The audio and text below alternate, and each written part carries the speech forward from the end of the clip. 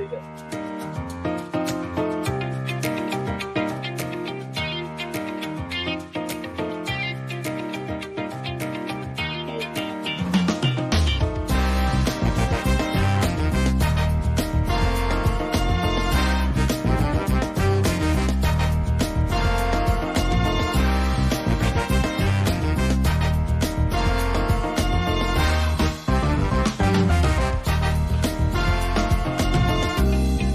Live from the great state of Texas, welcome to the Texas HomeSchool Convention Show. We're about to go live from the Fort Worth Convention Center in Fort Worth, Texas. This year's Texas HomeSchool Convention is underway right now in Fort Worth, Texas. Get ready for a candid behind-the-scenes interview with our very special guest. The show is live, so please comment during the show. Texas HomeSchool Convention is more than a podcast show. We're a vibrant community, a gathering of people supporting one another in the incredible journey of raising the next generation of world changers. Now, grab a seat, get comfortable, and join families throughout the United States and around the world as we dive into today's conversation. Live from Texas is the Texas HomeSchool Convention Show.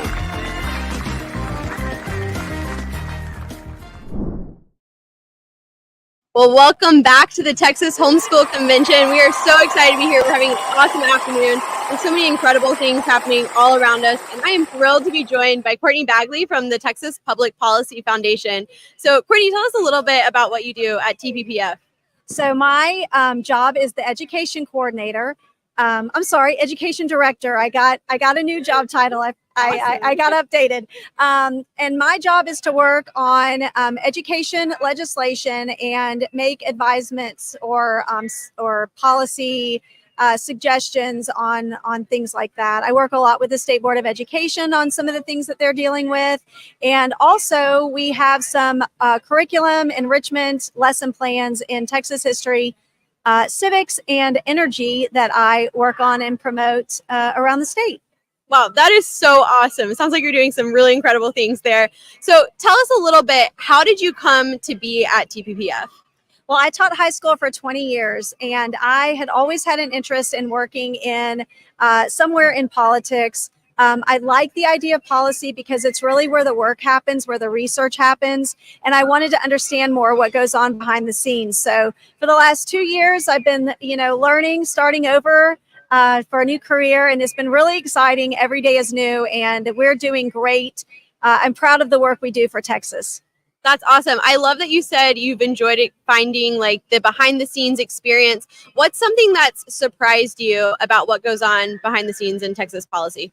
Well, I think we have a really bad view of politicians.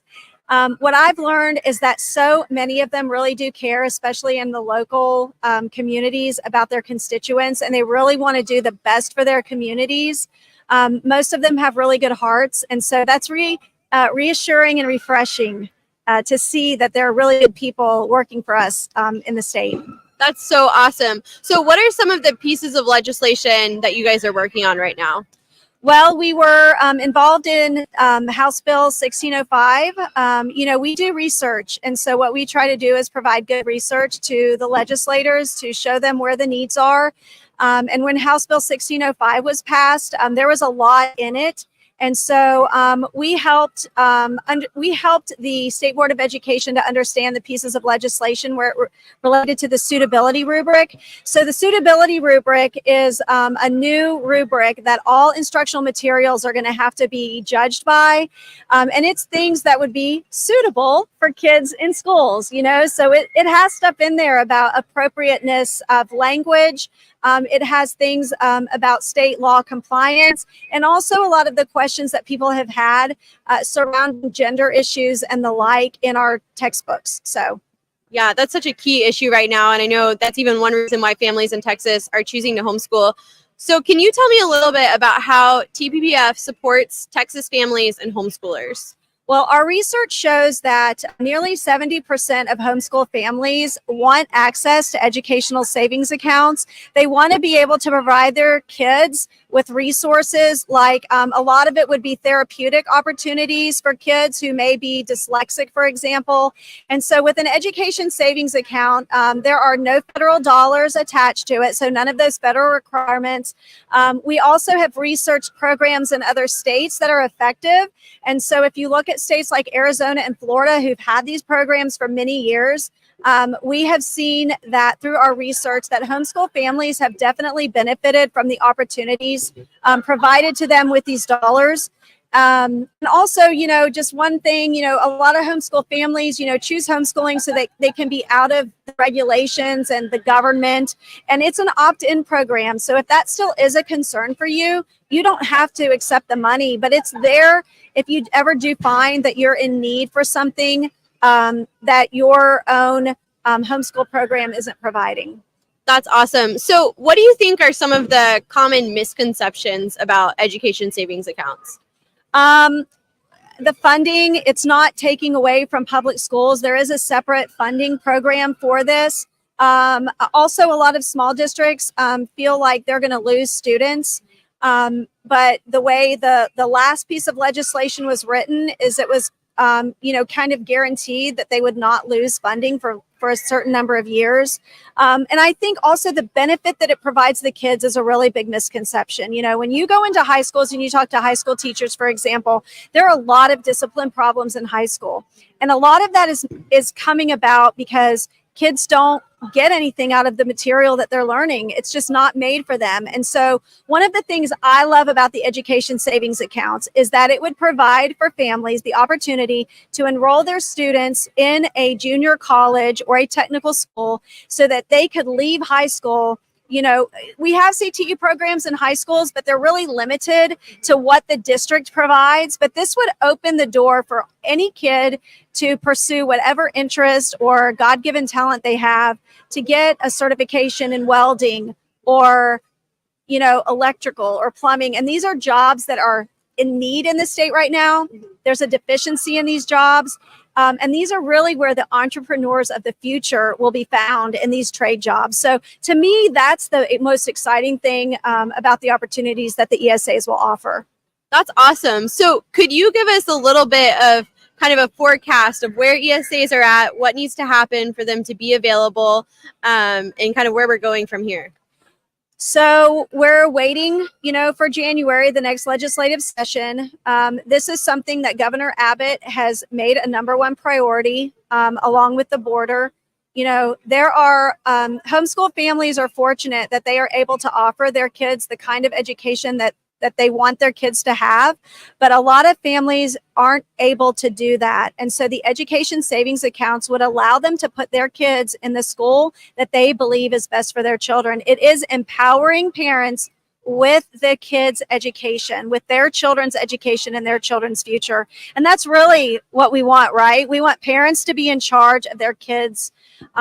So I think that's a misconception, or where is it going from here? I think it's going to be a priority. We have a lot of momentum towards it, and I'm really excited to see what's going to happen in the spring.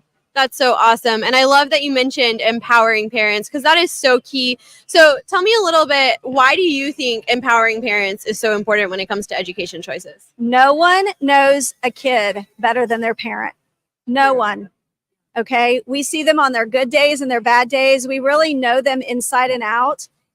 We know what makes them tick. And I think it's, kind of a shame that we think, we've kind of been guilty about turning our kids over to the public school system and just thinking they know what's best. And maybe that was true a long time ago when schools were more community oriented and we shared similar values, but today, I think we really need to be careful about who we're turning our kids over to, because they're coming home, with values and ideals that are in opposition to what many of us believe. Yeah, that's awesome. I appreciate that so much. So how can homeschoolers be more involved in their communities and in their school boards? I think it's really important for homeschool parents to be engaged and involved in their local elections for school board members. I think homeschool parents probably don't feel like it affects them as much, but these are future employees and future members of your community. And if we want to maintain our values for future generations, we have got to be engaged in those local school boards elections, because a lot of what's happened has been because, honestly, a lot of us have just been asleep at the wheel and we didn't realize what was going on until COVID. But it's been going on for many years. So I think that's really a really important thing that homeschool parents could do, to be engaged in their community, recognizing that not every kid has the opportunities that their kids have, but they still deserve to be fought for. Yeah, that's so awesome. So if a family wanted to get involved, like what would that look like? Where would be a good starting place for them to get started? Well, a lot of local school board elections are going to be happening in May. Okay. A lot of runoff elections are happening in May. So now is the time to get engaged and find out what are the elections happening in your community in May, and to be informed. And if you want to know about the education policies that we're working on, our website is texaspolicy.com. And it's really easy. You just click on issues and you can find all of the issues that we're working on. And we have a lot of one-pagers that outline our programs. That's so awesome. So earlier you mentioned that you guys have a lot of resources and curriculum for homeschoolers. Tell us more about that and what that looks like. So we want to provide enrichment opportunities for homeschool families to really be able to support the values and the curriculum that they're using. So we have 3 strands of lesson plans. So we have one, Forging Texas, and it follows a 6-part video series that we have that outlines the history of Texas. 2 videos are on the founding of Texas, like the Alamo and that kind of stuff. But we also have stories that tell individual stories of Texans. We have one about a female cattle driver. We have one on a Vietnamese boat family that came in the 1970s. And sometime this summer, we've got to me, it's the most interesting one. There was an African-American cinema movement in Texas in the 1940s and 50s. And so we're telling that story. It was brand new to me. I had no idea. But we have some lesson plans that correspond with that. We also have civics lessons that are being developed. And what's most exciting to me is that we have energy lesson plans that really help students understand what energy is and the value of the energy that is flowing underneath our feet in the form of petroleum. You know, petroleum gets a bad rap, but it provides many benefits. It's energy dense. And not all energies are created equal. So we're sharing that story with students. We have Energy Awareness Month in October, and we send out free activities for kids that do not involve technology. Okay. It's all hands-on, a lot of games and manipulatives.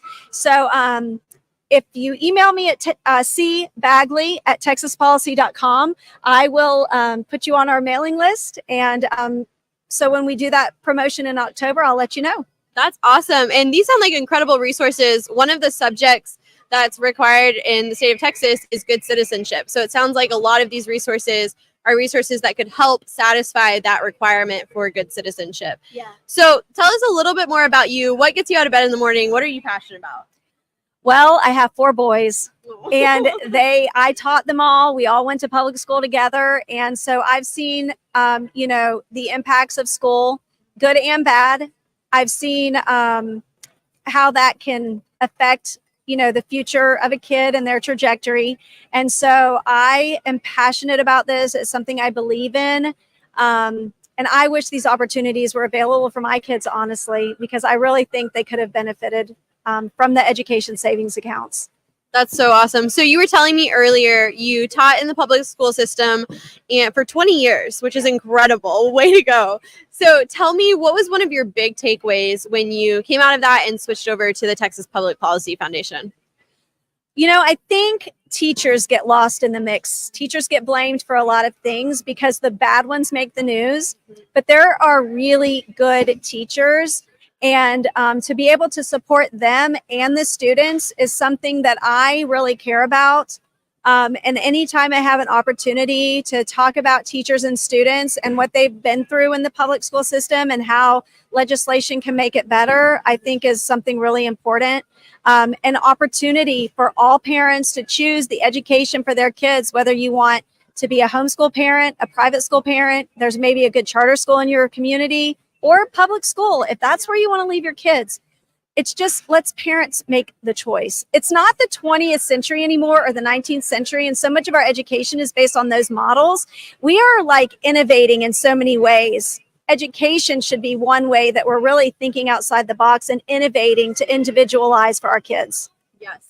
Oh, I love that so much. So I want to circle back to ESAs for a second. And just in a quick snapshot, can you tell me how an ESA benefits a family? Like, what is it going to do for families? So the way I imagine it is it's almost going to be like, you know, your health savings account card. Okay. And so you have this card basically that you can use with authorized providers that are going to be vetted by the state. It's not going to be like you can build a swimming pool in your backyard with your ESA money for gym class. Okay. These are going to be approved programs, but you can receive, curriculum. You could receive manipulatives that you need to support your curriculum. But like I said earlier, I think one of the most innovative things is therapeutic services for kids who are dyslexia or special ed or have any other kind of learning need. There are going to be services that you can get for your kid that may not be easily accessible for you now. And so I think that's one way for homeschool families in particular that this could be a huge benefit. That's awesome. Thank you for sharing about that. So, okay, couple last questions to wrap up. We want to know, what has it been like kind of behind the scenes as an exhibitor? What has your experience been like here? Well, we've had a lot of fun. We've met a lot of people so far. We've met people that we knew actually from out of town, and they showed up here. So we've made good connections. That's been fabulous. Everybody's super friendly. And I smell popcorn. So me too. I'm going to have to go get some of that in a minute. That's great. I also saw that there were coffee samples around here. I've mentioned this multiple times now. I love the coffee. So yes, we are. So any last words you would like to leave us with? I just want to say that I appreciate this opportunity to be at the Texas HomeSchool Convention. I appreciate the opportunity to be able to support your work. And I know our whole foundation really believes in what you guys are doing. And so anything we can ever do to help, consider us a friend. Well, we definitely consider you guys a friend. We are so grateful for the Texas Public Policy Foundation and everything that they do for families in the legislature and in the courts. And so, Courtnie, it was great talking with you today. Thank you. Yes, absolutely. Thank you so much.